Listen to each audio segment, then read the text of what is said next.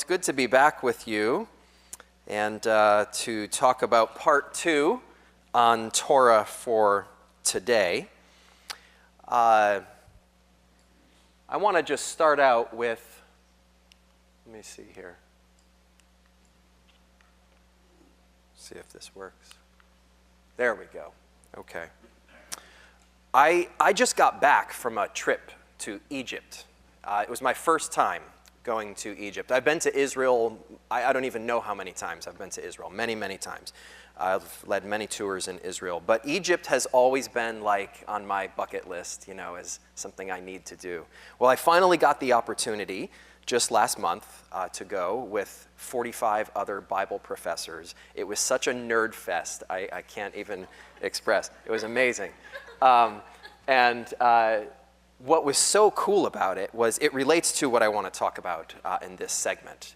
You know, the connections with the book of Exodus were just so exciting to me. So this is a very small sampling, but there were so many places where I was able to experience that had direct connection to the text. So for instance, you can see in this picture, the one on the right, are these kind of arched-shaped mud brick storage facilities. Now, you might be thinking of like Exodus 1, you know, in terms of, or even the following chapters, where the Israelites are making bricks, right, and bricks without straw and so forth. And that's what these things are. These are storage structures. It's a whole storage village, a storage city, if you will, from the time of Ramses, which is, you know, that's what Exodus 1 is talking about, these storage cities of Ramses. And so fascinating to see what one of these places would look like. I'm not saying that the Israelites built this structure, but this is the kind of thing they did. And so it really gave just a close connection to the text and to understand better what it's about. The picture on the left is me down in the corner there, but that's not what's important. There's this just inscription on the wall, which I realize you can't read the hieroglyphs from here, or even closer up. But this text is a very important text. This is the text of Ramses II making a treaty with the Hittites. And again, it's a contemporary text from the time of Moses, and it shows us the kind of covenants and treaties that were formed in that day. And so the connections with Exodus were just huge. From a text like this. I got so excited at this place, just to be able to see the real thing up close and the portions of the text that are very similar to Exodus and Deuteronomy and other parts of the Pentateuch. And so these are just some examples of the kinds of things I was able to experience. To just be in the places where the Israelites spent time, where God formed them so profoundly. Wow, that was eye-opening. So I wanted to start there and to just say that this is a topic that's fresh on my mind, and it's one that I'm really excited to delve into today. Okay, the opening slide there, you can see Torah for today, 5 parts. You know, last night we started out with Genesis, and I called it God Reveals. But now as we delve into Exodus, we are looking at God rescues. All right, so our focus is on God as we go through the Pentateuch, and we are interested in how God is presenting himself through his story, through these narratives of the Pentateuch. Okay, so God rescues. The first point I'd like us to think about is the idea that God rescues in order to reveal his power. God rescues his people from Egypt in order to demonstrate that he is a cosmic deity, the greatest, okay? So God is rescuing in order to reveal his sovereignty, all right? And so the text I have here is from Exodus 6. I don't know if you can read that or not, but I love this passage because it really shows that it's all about God all the time. I'm going to read from some of it, and I'll just accent certain words. Say therefore to the people of Israel, I am the Lord, and I will bring you out from under the burdens of the Egyptians, and I will deliver you from slavery to them, and I will redeem you with an outstretched arm and with great acts of judgment. I will take you to be my people, and I will be your God. And you shall know that I am the Lord your God, who has brought you out from under the burdens of the Egyptians. I will bring you into that land that I swore to give to Abraham, to Isaac, and to Jacob. I will give it to you for a possession. And in case you missed it, he closes with, I am the Lord. I am Yahweh. That's the all caps, right? I am the Lord. You can't miss it. We can't miss the fact that this story is all about God. God demonstrating his power both to deliver and to make himself known as God, as cosmic, as sovereign. Okay? So the story of Exodus, like every story of Scripture, I would argue, is about God. In this case, it's not a story about Moses. I don't think Exodus is a biography of Moses. I don't think it's really meant to teach us about the life of Moses, even though we learn a few things along the way about Moses. No, it's a story that's meant to teach us about God and who he is. I have a quote here from Nahum Sarna, Rabbi Nahum Sarna. He's a Jewish commentator. He's written a lot of books about Genesis and Exodus. And in his Exodus commentary, he says this. He says, the entire narrative is God-centered. Its focal points are on God's mighty deeds on behalf of his people. God is the sole actor and the only initiator of events. And I think he said that so well.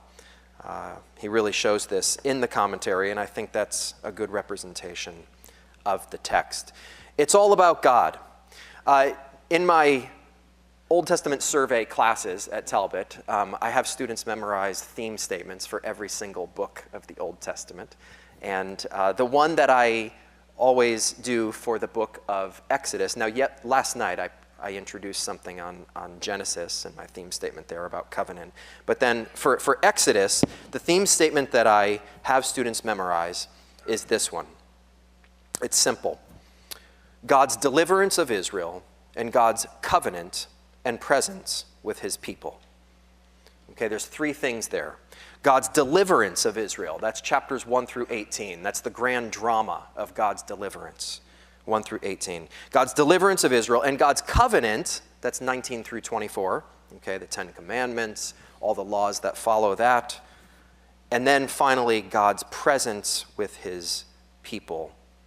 That's in chapters 25 through 40. That's the tabernacle material. Okay? So there's kind of three movements in the book. God's deliverance and God's covenant and God's presence with his people. It's about God, it's about God, it's about God. Okay? He delivers, he reveals, and he dwells. All right? Those are the three movements.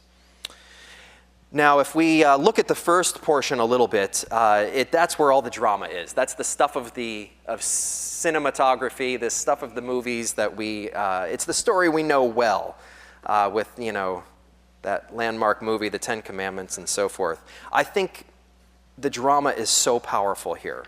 And I'm mostly thinking about this encounter between Pharaoh and the Lord. I love Pharaoh's question in chapter 5. He says, and you can just picture Pharaoh here, who is Yahweh? I do not know Yahweh. This is chapter 5, verse 2. And I love that because he's about to meet Yahweh, right? Who is Yahweh? I don't know this Yahweh. And then in chapter 6, 7, 8, 9, 10, 11, 14, we get this. You shall know that I am Yahweh. You shall know that I am Yahweh. You shall know that I am Yahweh. And this just keeps hitting Pharaoh over and over and over, especially in the plagues narrative. With each plague, you shall know that I am the Lord. over and over. We get you shall know, we get they shall know. God is demonstrating his power both to Pharaoh and to Israel, well, and also to the world. And he's doing it through this encounter, through this whole plagues narrative. Okay, and so the plagues are a powerful, powerful demonstration of God's power. Now, I have another chart for you, and let me see if this will show up. Sorry, there it is. That's very hard to read. That's very small type, but that's okay. You don't have to read all the detail. What it is it's a chart of the 10 plagues, the plagues listed on the left, and then on the right, this scholar has tried to identify all the different deities in Egypt that the plague is directed to. All right, so these are guesses. These are just speculation about how each plague targets perhaps a specific deity or a group of deities. It's an interesting exercise to go through the Egyptian pantheon and to try to figure out how each plague knocks them down. But I have a lot of thoughts on this, and this is, I think it's a worthwhile study. And so let me just give some comments about it. First of all, keep in mind that the Egyptian pantheon is the greatest in the sense of like largest, not qualitatively great, but just size-wise. It's the largest pantheon known to ancient history, known to mankind, really. The pantheon of Egypt is complex and vast. And just visiting Egypt, I was overwhelmed with this too. Just the number of deities and the complexity and bureaucracy of the pantheon is mind-boggling. Anyhow, in this plagues narrative, the Lord is taking on this greatest of pantheons. He's taking on this greatest, most powerful, most complex bureaucratic system of theology that had been known to man in the Near East. And the Lord just knocks it over, all right? So again, what God is doing here is he is asserting his power over the entire pantheon. The entire Egyptian pantheon is nothing to the Lord. In fact, what the Lord is doing by sending each plague is the Lord is showing, I control that domain, and I control that domain, and I control that domain. And by the time you get to the end with the 10th plague, every domain of the gods has been taken over by Yahweh. Yahweh owns all of it. He created all of this. These gods are actually no gods whatsoever. And so God is asserting his power over all the domains. I have to tell you, I have a student just recently, Austin Chang, actually. He's one of my online students. He recently wrote a paper for me on the plagues that helped me to see things in a new light, and I really appreciated this. It had to do with this idea of Yahweh taking over the domains of ancient Egypt. What Austin Chang suggested is that the groupings of the plagues actually correspond to the cosmic spaces of ancient Egypt. In other words, now you might know with the plagues, there's groupings of 3. So the first 3 plagues, and then the second group of 3, the third group of 3, and then the 10th one is the whammy at the end. So you get 3, 3, 3, and then the kicker, right? But each one of the groupings is aimed at a whole kind of mythological domain. So the first one is water, the whole cosmic domain of water. The first 3 plagues are all kind of aimed at the water domain. The next grouping in 4 through 6 are aimed at the land and the domain of the terrestrial realm. Okay, and then the third one, plagues 7 through 9, are all directed at the sky, the heavens. Okay, and then finally, the 10th plague, death, is aimed at the underworld, which is such a huge part of the Egyptian mythological system. And so we have the Lord here asserting his power over water and land and sky and underworld, and he is doing this just piece by piece dismantling the whole pantheon of Egypt. It's phenomenal. Really, really great stuff. So the Lord is the cosmic creator, is what he is asserting. He is displacing the Egyptian pantheon by domain. I have one other thing I want to say about these gods, though, these so-called gods. In this chart, these are, as I said, these are speculations about specific deities. What strikes me is that not one deity is mentioned by name in the book of Exodus. That's why I say this is speculation. We don't know exactly which deities are targeted. We just know that all the domains are covered. But I want us to think about that for a second here. There's actually only one deity mentioned in the book of Exodus. Just one. And that's the point. Okay? No glory is given to any other deity in this story. Okay? Moses could have listed all the different hundreds of deities if he wanted to. He probably knew them. But actually, in the Egyptian system, to name the god is actually to give it honor and glory, to recognize its power. When you name the deity, you are actually invoking its power and authority. And when you name a deity in Egyptian, you follow it by a blessing, too. This is just all over Egyptian text. You name the deity, follow it with a blessing, acknowledging its sovereignty, and so forth. There's none of that in Exodus, except for the Lord himself. There is one deity over and over again in the book of Exodus that is introduced, and his name is invoked. And I think this is very intentional, very intentional. Moses could have named as many deities as he wanted, but he chose to only give glory to one. Okay, and I think that's a great point. By the way, that relates to another just problem, quote unquote, for scholars, and that is we debate who is the Pharaoh of the Exodus, right? And the reason why we debate this is because the text doesn't tell us. The text does not name the Pharaoh. It just says Pharaoh, Pharaoh, Pharaoh, Pharaoh, Pharaoh, and then there's a new Pharaoh, Pharaoh, Pharaoh, Pharaoh, and who's this Pharaoh? Why didn't he name the Pharaoh? I mean, again, Moses could have named the Pharaoh, right? Why didn't he? Again, I think it's the same idea. The Pharaoh is divine. The Pharaoh is a god, okay? To name the Pharaoh is to acknowledge his power and authority. I think Moses is intentionally omitting the name. It's not that he doesn't know. It's that he's choosing to omit it. He does not want to acknowledge this Pharaoh, because to do so would be to give him honor. Again, the Lord, Yahweh, eclipses all these other deities, and that's the point. Okay, so I don't think Moses would care much for all of our petty debates about who the Pharaoh of the Exodus is. I think he'd say, who cares? Don't you see the story? Don't you get it? Who cares? I love that. I think that's, it's funny because I still spend time on the question who the Pharaoh of the Exodus is. I have an opinion, but you know what? It doesn't matter. So if you care, we can talk about it. So, but it's really more of a historical question, and I think it's not essential to the message of the text. All right, well, that's enough on the plagues for us.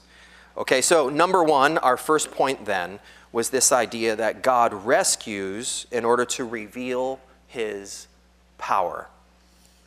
All right? Number two is the idea that God rescues to reveal his character. God rescues Israel in order to reveal his character. And so here we've got the text of the Decalogue, Exodus chapter 20. This is the 10 Commandments in this chapter. And I want you to see how the whole section opens. Right? In verse 1 of chapter 20, God spoke all these words, saying, quote, I am the Lord your God who brought you out of the land of Egypt, out of the house of slavery. All right, God is starting with his rescue, his deliverance. He's starting with his salvation, the work that he has done. He has come to Israel in their place of slavery, and he has delivered them. Who did it? I, the Lord, your God. I'm the one that brought you out of the land of Egypt, out of the house of slavery. That's who I am. I'm your rescuer. So, I want you to know me now. I've earned the right to be heard, is what God is saying. I've rescued you. Now let me tell you more about who I am. And then we get the 10 words. Okay, the first word is listed here. You shall have no other gods before me. And I didn't list all 10. We're going to touch on some of them today, but also tomorrow we will do some more in Deuteronomy. But what I want you to see here is that what God is doing in these 10 words is he is introducing himself. Okay, God is teaching Israel about his values, about his likes and dislikes. God is saying, this is who I am. First, number one, there are no gods in my presence. There are no gods before me. Now that's a really big point because, as you know, in the whole deliverance narrative in the Exodus, God just knocked over the largest pantheon known to man. All these gods have just been knocked down. And now he tells Israel, when you think of me, I don't want you to think in terms of a pantheon. That entire system, none of that relates to me. I don't work that way. When God says there are no gods before me, he's saying, I have no pantheon. There's no bureaucracy in front of me. I don't distribute my power to other deities. Don't think of me that way.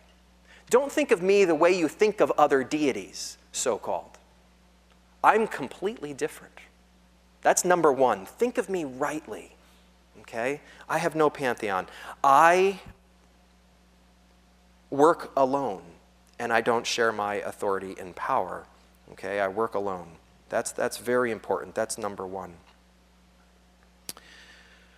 Well, the Decalogue goes on, and I would suggest that actually the first 4 commandments are all about thinking rightly about God.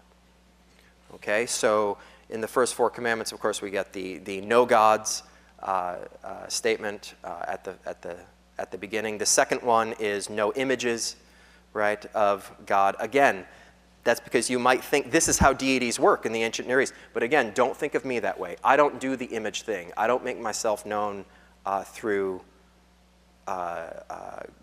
graven images and so forth. That goes back to Genesis 1. It's because you are my image, right? And anyway, and then in the third commandment, we have the name command. The name command, which just very briefly, I'll say, is about bearing God's name. God's people bear his name, and they should not do that lightly. They should not do that in vain, but they should do that with utmost seriousness. The text doesn't talk about using the name or speaking the name. That's a common misunderstanding, and actually Judaism, I think, has completely gone awry on this. I don't think Judaism, frankly, gets the third command correct. I think they're wrong. What the text says is it's talking about bearing the name, carrying the name. You shall not carry or bear my name in a vain way or in a light manner. The point is this: you belong to me. My name is on you. Live accordingly, okay? Live in such a way that you are my property, is what God is saying. You bear my name in the sense of like a tattoo or an ownership type, like a slave. Okay, that's the imagery being used. Israel is marked as belonging to God. Their identity is with God, and so God is saying, act accordingly. Now, that does mean you should be careful about how you speak of God, yes, but it's bigger than that. It's not just about speaking the name. By the way, there's nothing wrong with saying Yahweh, okay? It says Yahweh in the Hebrew over and over and over and over. And all the people in the Bible are saying the name Yahweh all the time, and they're not getting zapped with lightning or anything. There's nothing wrong with saying the name Yahweh.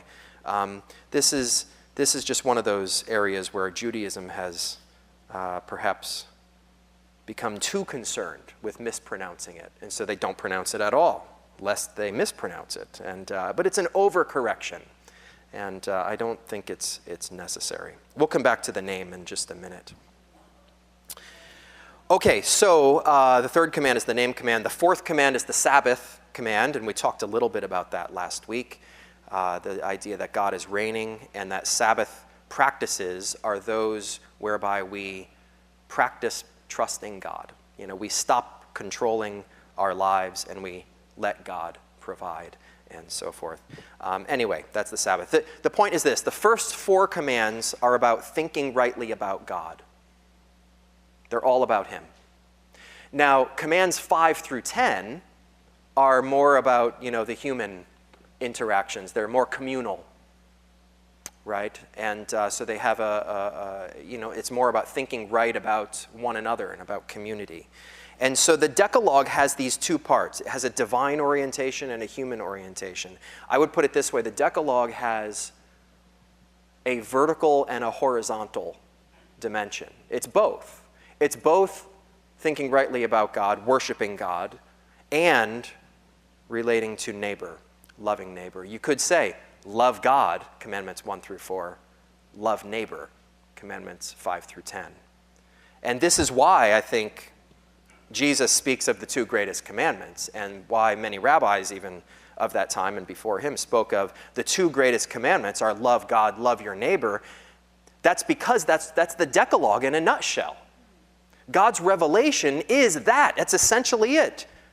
Love me, worship me, but also love your neighbor and express my character to one another. That's everything. And so, anyway, this is the way God makes himself known. He starts out with who he is, and then he addresses how that impacts the community.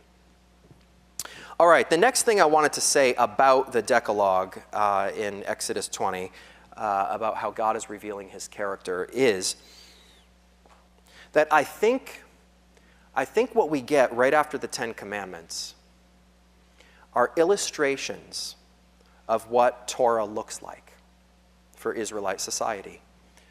Think of these are all the laws. Now, perhaps you haven't read these recently, and that's okay. But I want to put this idea in your mind. After the Ten Commandments, we get chapter 21, 22, and 23, which is filled with case laws. If this happens, then this. If this, then this. In this case, this is how you act. If this happens, this is what you do. There are all these different scenarios and cases. We call them laws. Okay. I want to suggest that what we have there is a contextualization of Torah for Israelite society. God is saying in the Ten Commandments, this is who I am. But then in the case laws that immediately follow, he's saying this is concretely what it could look like in your society. These are illustrations of Torah. They're demonstrations of Torah. It's example after example that are being multiplied. Like, here's an example of what Torah looks like, and here's another example, and so forth. We need to think of the laws as illustrations of Torah. And when we do that, we start seeing that, yes, the principles of the Decalogue get worked out in all these examples. We start seeing God's values that are getting expressed. Values like God comes first. Values like people matter more than things. Okay, values like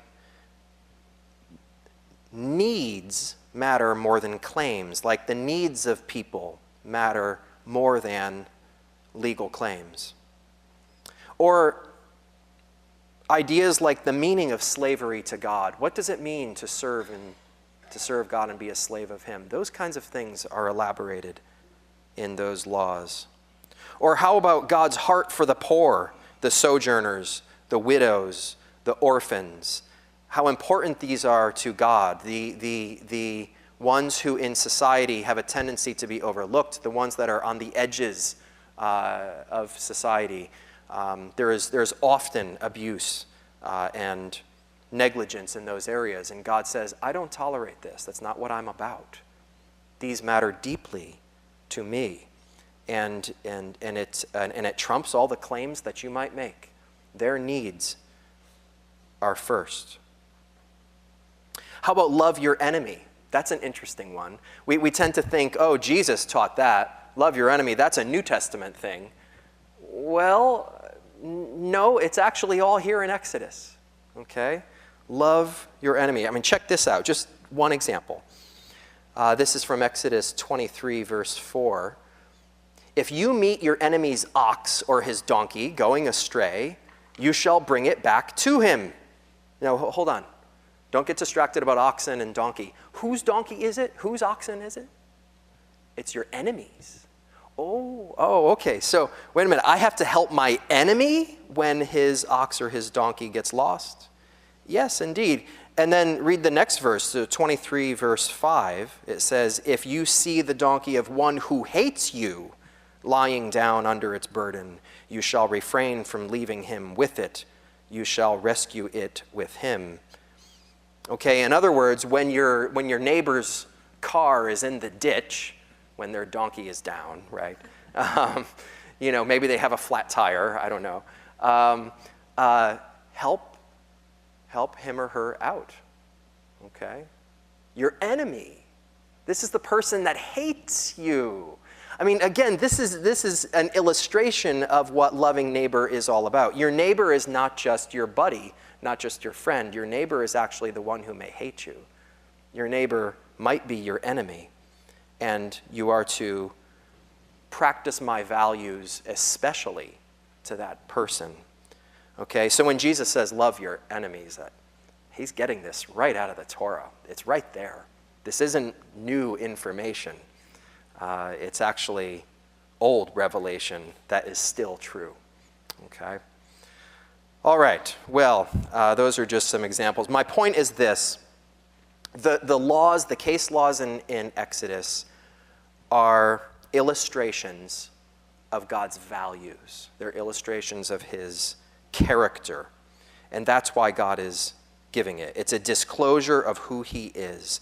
Here's a quote. I don't have it up on the screen, but it's a quote from David Dorsey, great Bible scholar who's now deceased, but he's done wonderful work in the legal material of the Old Testament. David Dorsey says, a law reflects the mind, the personality, the priorities, the values, the likes and dislikes of the lawgiver.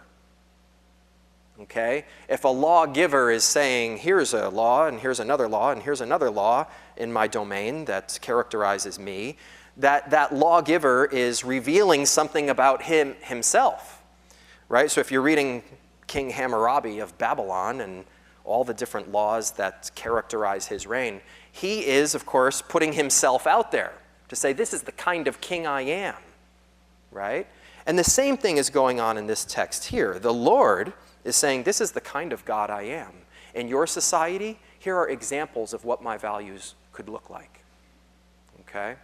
My likes, my dislikes, my priorities, my values, my personality.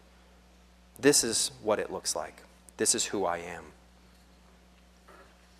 Okay, so number 2 was God rescues to reveal his character.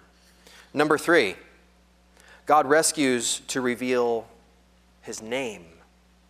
This is a big deal in Exodus, the whole disclosure of the name of God.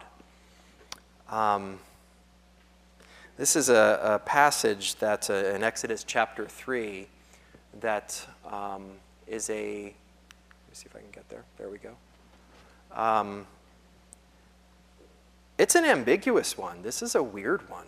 The burning bush, right? I am who I am. What? What does that mean? I do think God is, I think he's intentionally being cryptic because he wants us to wonder about it. He wants us to think about his name and its significance. But he hasn't given us all the information. He's just given us enough, and he wants us to think about it. So there has been a lot of speculation about the meaning of the name of God, but I'll add to the confusion for you. I'll give you my opinion on it. But let's look at the text in Exodus 3. Moses says to God, "Who am I that I should go to Pharaoh and bring the children of Israel out of Egypt?" And God said, I will be with you. Now, I gotta pause there for 1 second. This is really the response that God gives to Moses. Ehyeh imach, I will be with you. Now we translate it, I will be with you. But actually, I will be may actually be the name of God. Okay, it's Ehyeh. Ehyeh, I will be. Ehyeh is with you, you could say. You might translate it, I will be with you, but you could also translate this, Ehyeh is with you. Ehyeh is with you. In other words, God is referring to himself as the present one. I will be with you. This is huge. And then he goes on, this shall be the sign for you that I have sent you. When you have brought the people out of Egypt, you shall serve God on this here mountain. Verse 13, then Moses said to God, if I come to the people of Israel and say to them, the God of your fathers has sent me to you, and then they ask me, what's his name? What shall I say to them? God said to Moses, and here's the famous line, I am who I am. By the way, how to translate that one is an enigma too. I am that I am who I am where I am. Any one of those is possible. You can also take it as a present tense or as a future. It can be a present or a future. So I am where I am, or I will be where I will be. Any of these mixtures are all possible. And then he said, say this to the people of Israel. I am has sent me to you. Now there it is. Ehyeh. I am has sent me to you. The with you God has sent me to you. Okay? God also said to Moses, say this to the people of Israel. Yahweh, the God of your fathers, the God of Abraham, the God of Isaac, the God of Jacob has sent me to you. This is my name forever, and thus I am to be remembered throughout all generations. Folks, I want to suggest that God is saying, he is the present one. I am with you. I am present where I am present. What you need to know about me and my name, as I disclose my personal name to you, what you need to know is that I'm the present God. I'm the one that's with you. That's what my name means. It's not just existence that God is getting at. I think we Westerners, we love talking about material existence because it's part of our ontology. We really like talking about, oh, God is the existent one. I'm not sure that made much sense in the ancient Near East. In the ancient Near East, their ontology was much more functional. You know, you exist when you do something. You exist when you make something happen. You know, it's more of a functional thing. And I think that's essentially what God is saying. He is saying, I am with you. I am present. I don't just exist. I exist with you. Okay? It's a relational thing. And so I would aver that God is revealing himself as the present one. This, by the way, is the concept of Emmanuel, God with us. Emmanuel, right? And so this is actually a nice Christmas message, if you will. Exodus 3 is a great Christmas message. This is Emmanuel at the start, just saying this is what I'm all about. I'm the kind of God who loves to be present. I'm the kind of God who is with you. Now, that leads to my next point, my final point, point 4 here, and that is that God rescues in order to be with his people. Okay? This is the high point of the book of Exodus. Exodus is all about God being with his people. Remember that third part of Exodus is all about the tabernacle? Well, that's about God being with his people.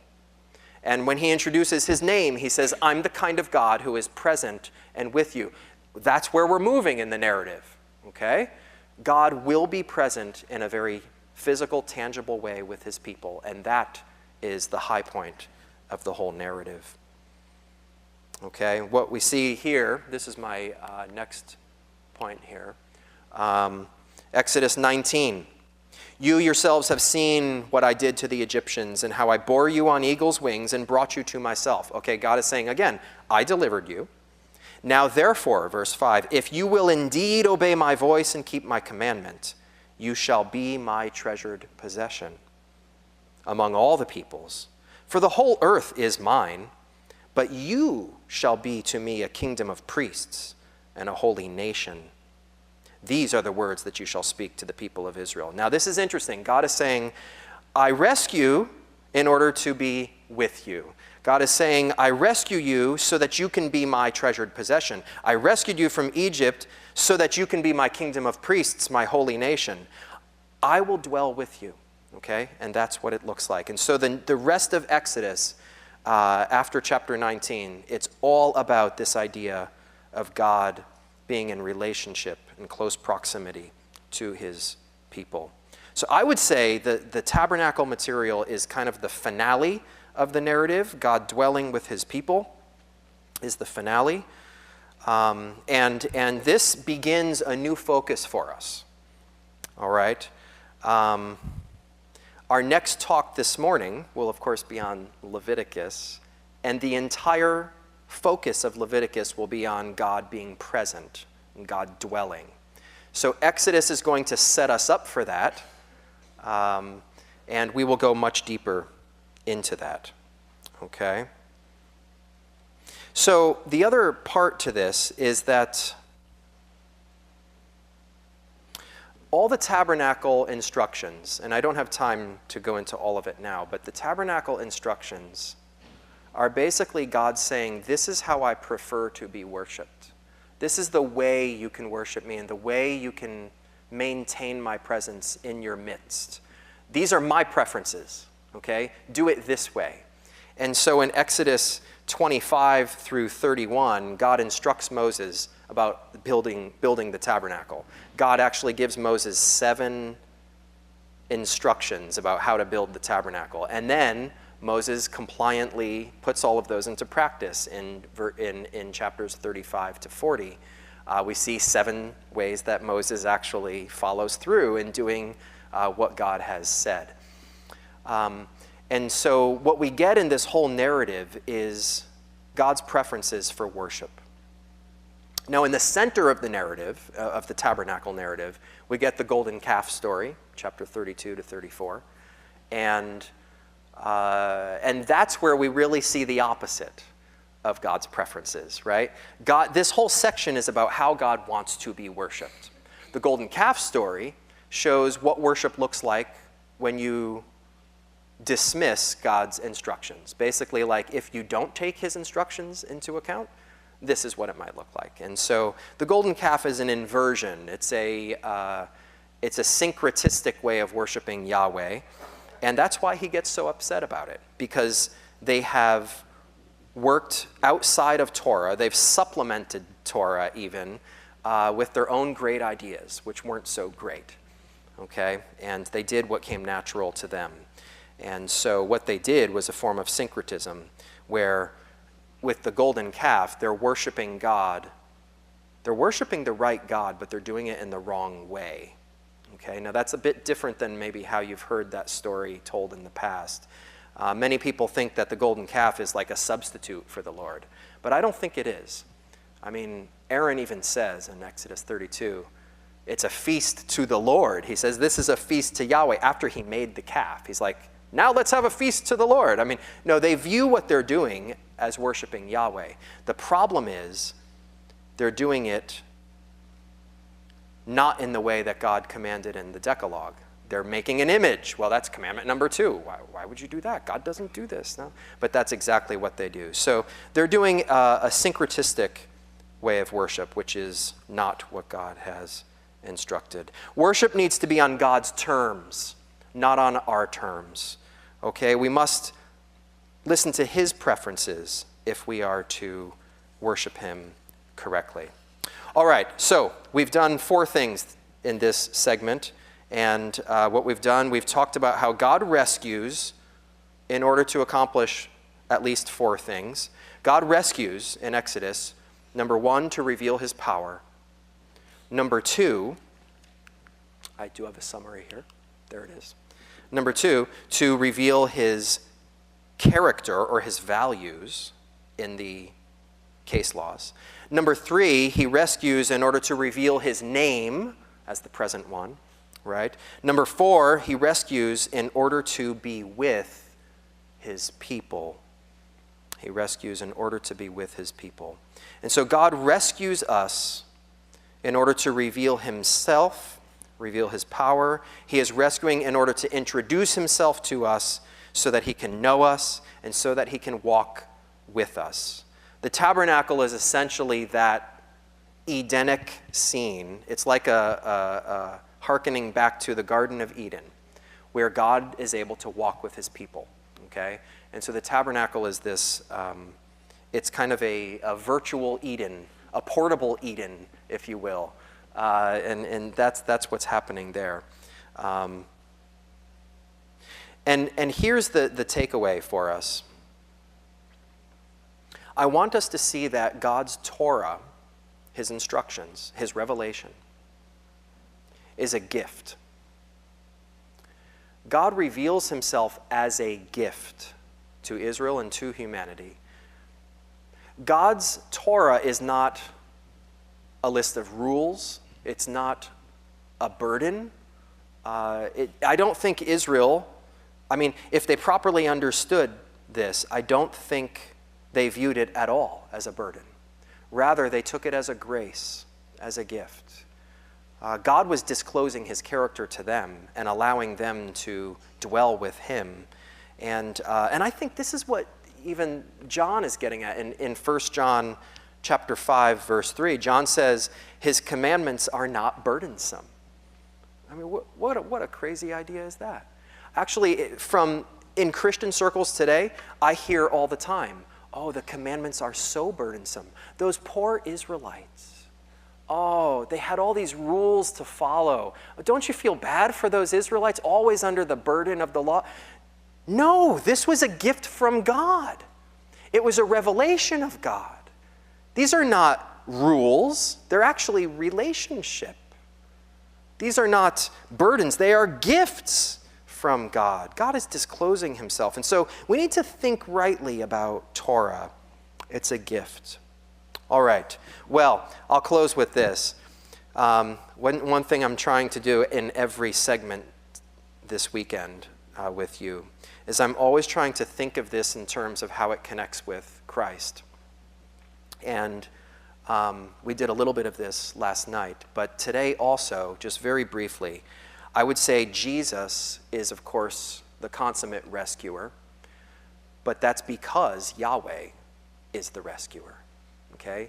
Yahweh introduces himself here as the consummate rescuer, and that's why Jesus looks the way he does, because Jesus is Yahweh. That's the whole point. Jesus looks a lot like the God of Exodus. That's the point. Yahweh is rescuer, so is Jesus. Jesus is Yahweh. Okay, just 2 verses here, and then I'll stop. 2 verses.